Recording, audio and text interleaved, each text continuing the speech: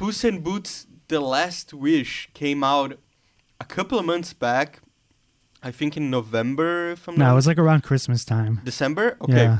so it came out in December, and it came out as a pretty strong Oscar contender for this year, which is crazy. I never thought a Puss in Boots movie would be even in consideration for something like that, but it's God. most people's second pick and some people's first pick for best animated movie of the year. And let's talk about it. James, did you see that one? Yeah. The new one I saw. So I figured I was missing a few stuff from the first one because there was some backstory. I think I was missing. Not a lot, honestly, if you like story-wise. It's just the only thing you're missing is Puss, Kitty, they're in love. That's all you need to know. But it was good. Even though like I figured there was probably something behind the scenes because they obviously talked about like the past. You just like you knew anyways, so you didn't like need to have the backstory. So I think it was almost better because then I didn't know what was going on and I realized like their kind of relationship from the past. But this one I really liked. I really liked this movie, obviously being more fresh in my mind. This one was even just right from the beginning, one of the maybe like best like intros like for action wise. And even just throughout the movie, I think like the action in this one was like absolutely stellar, like constant, like something going on, always like really like keeping me engaged in it. And yeah, just like the whole concept of like Puss is on his final life of the 9 lives, and he starts to get finally like fear into him, where before he was more like, you know, this rogue, like badass cat. And I like that whole like different dynamic that it brought to the film. Yeah, that's an exploration that they definitely did not do in the first Puss in Boots movie. That just turns Antonio Banderas' character into like such a more real thing, which is so weird because you're talking about a talking cat that has a sword. So like how real can that get? But it gets really real. Like the emotional beats he goes through in this movie are actually genuine and they actually get you, and they're like, oh my god, like I'm scared for this cat. I know like he's having like anxiety attacks in the middle of the movie, which is like just like why are you doing that to me? I don't need that right now. They say this all the time with franchises. It's like the deconstruction of the classic myth or whatever. And that's what they do to Puss. Like they do it a little on the nose in the beginning where he goes, the legend will never die, and then the bell falls on him. That's so funny though. But it's like it's so deep because he has to shed his massive ego in order to become the better, I don't want to say the better man, the better cat, and live his life. But yeah, can we talk about that song, Who Is Your Favorite Fearless Hero? How catchy is that? It's a good one. That was a good song for the movie for sure. Can we talk about the best part of this movie, which is clearly Wagner Moura as the wolf, or I guess Death.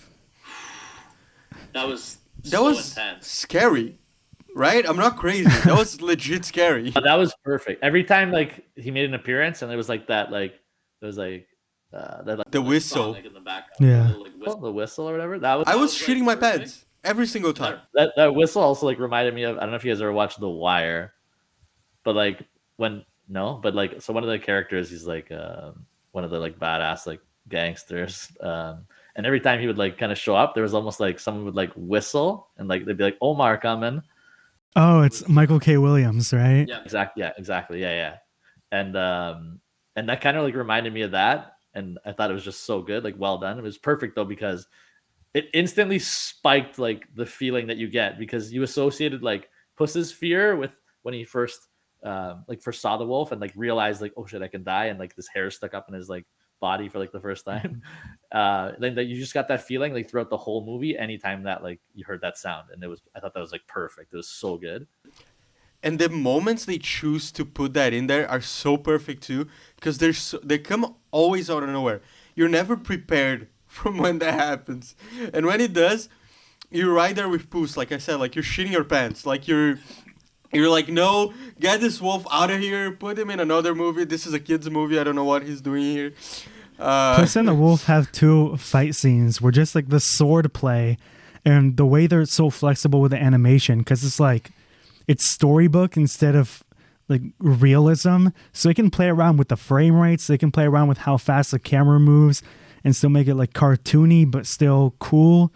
And so I don't know, just the sword play and the action, the way like the wolf runs after him and then he has to like the swords like bend on each other. It's just so good, those two sword fights that they have. I think this is. Go ahead, James. Go. Yeah, I was just gonna say, just like those scenes, the way like on top of just the fighting, like all the camera work, like the camera work, I guess it's animated, but the way it like it could like zoom around or it comes in fast or it takes a bigger shot out. Like they did so much variation of that. It was like visual. There's even one moment where the wolf just goes like muy bien and he like puts his two blades together and like spins it around to make one sword. I don't know why, just like this small moment is so amazing in this movie. Those like sickles or whatever he has, those are so cool. That was a cool thing too. Yeah, like death. It's exactly it. Like perfect. Like that was death coming for him. What I want to say about this is like I'm so glad that they made the choice to change the animation style to the one that that's more similar, I guess, to Spider-Verse that just came out a couple of years back. The Puss-verse. I'm so glad that they did it because, like Gal said, it allowed them to bring the action to the next level. The action in this movie, like you guys said, I'm not going to beat a dead horse here, but like it's so good. It has no right being this good. Like, it's a Puss in Boots movie. I don't... Look, I love that it is this good, but this movie has no right being as good as it is. I know. Also, John Mulaney was so great, honestly. Like, he was being a very one-note villain. Like, morals suck. I want ultimate power or whatever. But I don't know. Funny. It just worked because it was John Mulaney. There's a part where where they're on the star for the first time, and he goes to Kitty, and he's like, death is coming for me. And he goes, I've been called many things, but never death. I like it. And this is... He's so funny. I like John Mulaney in everything, so maybe I'm biased, but he just cracked me up in this movie. And yeah, it was basically John Mulaney. Like I saw that guy, but I was just seeing John Mulaney. Why was he kind of like the Donald Trump of the Puss in Boot of the Shrek universe? That's right. He was like a guy who owns a business empire and hates morals. Also, Salma Hayek, like she got an upgrade in this movie, both in character development and in like her performance. She did great as Kitty Softballs in this movie. Like I just wanted to shout her name. Also in the same line, but not really because she wasn't in the last one, Florence Pugh. I love Florence Pugh in everything, so I guess I'm biased again. But I even liked her in the train wreck of what was that movie I hated from last year ago? It was Don't Worry, Darling. Don't Worry, Darling. We don't talk about that. Oh. Yeah, she was good. She was trying to save it, and she couldn't. Was trying to save it. She couldn't. But she's so funny and sweet, and she has like this B storyline that you really care about. Like when they introduced them, I was like, oh, this is gonna be one of those B storylines that you really don't connect with, and you just want to get back to Puss. Totally wrong. Like that storyline really works. Especially because of her acting and Olivia Colman's acting. Why was Olivia Colman so good as this? Like, you can throw her in anywhere, and she's just perfect. Ray Winston as well as Papa Bear, and Samson Kayo as Baby Bear. Samson Kayo is great. I saw him in the show, what's it called? Our Flag Means Death, which is like created by and starring Taika Waititi, and he's really good in that. I believe that's what he's from. It's on HBO Max. Yeah. Oh, okay. Yeah, I never saw that. I might have to... That's like the only thing he's known from. But yeah, Olivia Colman was great, and Harvey Guillén also was. Yeah, he was kind of discount Olaf. I don't know. I've always made that connection with their voices, but he's a lot of fun. But emotion-wise, it's crazy. Like that the most emotional thing is for sure like the anxiety and all that comes from the relationship between Puss and Death. Literally and actual death, but all of the other beats hit emotionally, like Kitty Softballs and her relationship with Puss, the whole bear family dynamic that really kills you at the end. Like that scene almost got me crying, like the one, and I'm not gonna spoil it because it's a new movie, but with the bear family in the end, where they talk about like drinking your porridge and leaving. Oh yeah. Yeah, exactly. Yeah. Like that one. Like Cool. that was good. Yeah, I like. Yeah, And also like Harvey Gillen as Perito, like he was this little like ball of like I don't know, man. He was so cute, and the fact that he He's fought like the good soul of the I always exactly. I always get so confused whenever movies do this. Like even like Donkey with Donkey, and then it's like Perito. His name is just dog. Like, what if my name was human? Would I be okay with that? No, It's but also like pretty common in Spanish cultures. Like everybody gets like a nickname kind of thing. Yeah. Yeah. Is called their name. They're all like nicknames. So So yeah, are you guys ready to give scores? I'm excited for this one. James, do you want to start? I'll fire it off. I really like this one. I think I'm gonna go with. I'm still not gonna give it a 10. Although I really liked it, but I think it's like a 8.5, 9 for sure. At least for me, it's really I like it a lot. So yeah, like I'd probably give it a solid 9 for sure. I'd say 8.5. It's definitely DreamWorks' Really? best movie since the How to Train Your Dragon movies, and I kind of thought they were just like greenlighting it for the sake of adding another Shrek IP movie. They probably But it's were. actually one of, but they But it worked actually out. made it one of the best DreamWorks movies of the last 10 years. So worked out well. Okay, I think I'm being extra positive in this episode, but I don't care. I love this movie. I'm giving it a 9.5 out of 10. Oh my God. It's my favorite animated movie of the year. Again, Pinocchio was a heart-wrenching movie, and so of course I had more fun watching Puss in Boots, but just on a fun scale, I had a lot of fun watching this movie, and it's definitely my favorite animated movie of the year. And I remember like 20 minutes in, I was like, is this better than the first one so far? And then like 10 minutes later, I was like, it's better than the first Puss in Boots. no, for sure. We're gonna get into our Shrek rankings or shrankings in a bit, Shrankings. but Love that. let's just say this one is pretty high. I love this movie so much, and I already want to watch it again, even though I watched it like less than a week ago. I already want to watch it again for sure. And on our Golden Slice Award, I actually voted for it instead of Pinocchio. I It's love you know what the action is pretty amazing, and if you like those kind of movies, are more engaging. Like, well, not to say more engaging, but just a different kind of engagement level with like so much fighting and so much good like emotion as well behind it. Yeah, I love it. Yeah, it was definitely like, they did it for the bad guys also, this style. I hope they keep the regular style for Kung Fu Panda 4, but, you know, I'll have an open mind if they choose to do this kind of animation style again. And I know this is not really spoilers, but like they teased Shrek 5 in the end. What are you guys' opinions on that? I thought it was a really forced scene, but I don't know. I feel like in but a couple if it's years the they'll same probably creative be team like, as these guys, why not, right? I still thought it was kind of a forced scene, but we'll No, see. We'll see. No, I'm talking about like if the same guys that write it and directed this movie, if they wrote and directed Shrek 5, that's a whole other level of excitement. We have to right? see. We'll have to, like, give me the trailer and then I'll decide. But if it's the same team, then sure. Because then the franchise got bought out, right? The Shrek franchise got bought out by Disney or something from. No, it was Universal bought all of DreamWorks, and now it was like Chris Meledandri, who's like the head of the Illumination, and he was like, okay, we want to reboot Shrek, but they haven't really made a comment around if they want to do Shrek 5. I don't mean reboot like no, I think same there's continuity. a very like substantiated rumor in Hollywood right now that it's been written, and they're just waiting to see a little bit on how Puss in Boots 2 did before they greenlit it.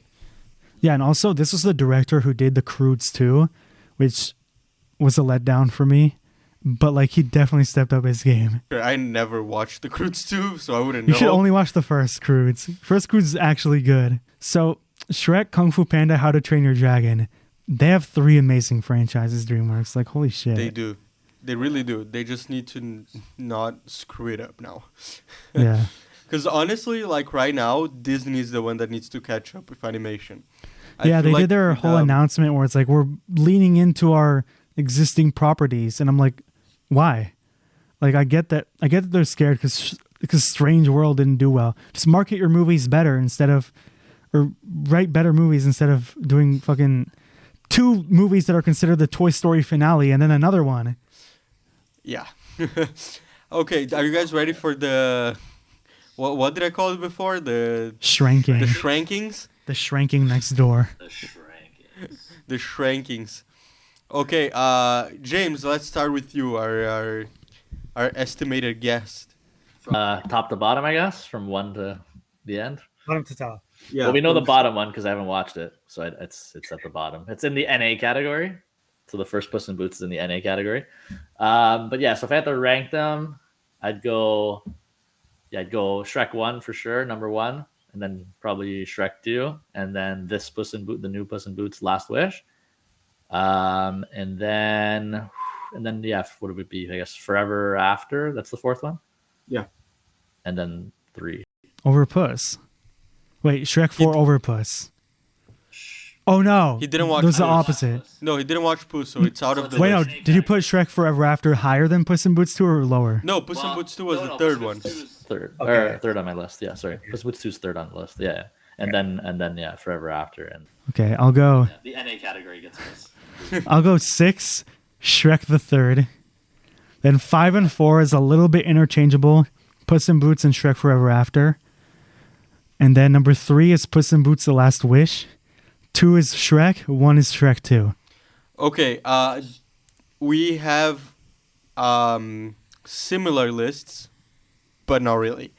My 6th is your guys' least favorite, is my least favorite, is Shrek the Third. Okay. My 5th is Puss in Boots 1.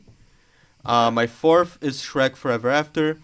My 3rd is the first Shrek, which is gonna get me a lot of hate, I think. Definitely. Listen, I love my top 3 a lot. Wait, I want to hear what number 2 and 1 is because now I'm really in suspense. Now I'm intrigued. I'm like, Number 2 is Puss in Boots The Last Wish, Oh. and number 1 is Shrek 2. I thought you were going to put Puss at number 1 now. Okay. That's not unreasonable. I think it's reasonable.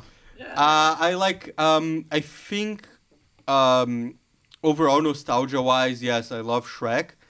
But I think in this rewatch, I think having the experience of watching all of them in a row really gave me like a different perspective, I guess. And it gave me more of appreciation of like just how good a movie Shrek 2 is. Like, because it wasn't my favorite before. My favorite before was the first one. And how ridiculously good Puss in Boots 2 is, which again has no right being this good. I love that it is this good, but I don't like it being this good. Imagine if they had a deleted scenes of all the villains dying and John Cleese as the frog meeting Wagner Moura as death, and he's just like, LOL, your fault. What can I do? Okay, Kyle. John isn't anything to do. So that's it. That's our Shrekathon episode. Finally, Rankings there. our shrankings were slightly Spectacular. different. James, where can people find you? Thank you so much for joining us. Oh no, you're welcome. Happy to join you guys. I know I've been listening to all your other episodes and keeping up with it. So yeah. No, happy to join. Glad to be on. And yeah, if people want to follow and learn more and get more film content, we're at First Reviews. That's one SD Reviews. It's at the bottom. Yeah, Instagram, There we go. YouTube, everything. Instagram, YouTube, yeah. Just we have a link to all of them on there. So And also, And a business card. You have a business card I have a business card over there that I had in my car for the longest time. cool. I just like left it there. The business Nice. card, it's only official if you have a business card, right? Yeah. That's fair. And you can always find us at There you go, at Film Fanatics Pod on TikTok and Instagram, and of course on YouTube, where you're most likely watching this. You can find Gal at Film Toppings as well.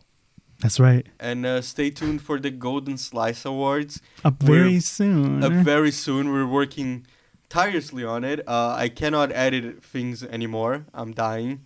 Props.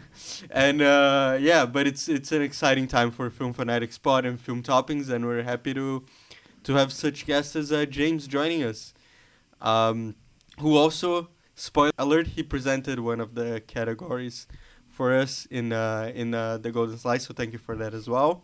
No problem. Happy to. And that's it. Thank you guys for watching, and we'll see you guys soon. I'm Alan. And I'm Gal. Goodbye. Film Fanatics. From the silver screen to your earphones with Alan Azulay and Gal Balaban.